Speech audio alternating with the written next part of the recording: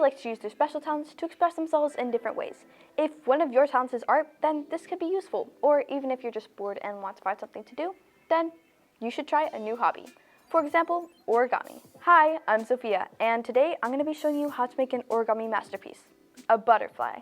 So in order to make an origami butterfly, you're going to need to make sure that you have paper. You can use any color paper preferred, but today I'm going to be using pink. First, when you're going to start, you're going to want to grab your paper and fold it in half, like a triangle. When you're done, you're going to unfold it and do the same thing again, but on the other side.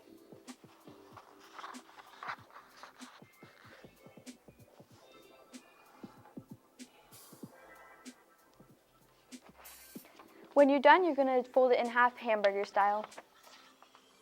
And then when you're done, you're going to do it again on the other side.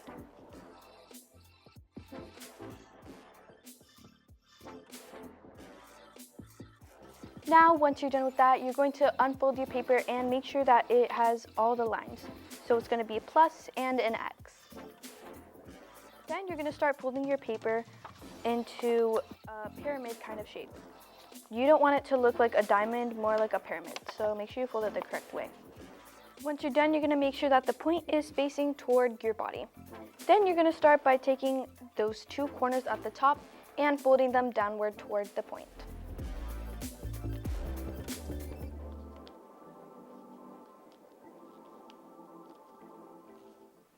When you're done with that, you're going to see that your butterfly is going to start taking shape. And the last step is to take the point, then you can fold it over one more time to secure it.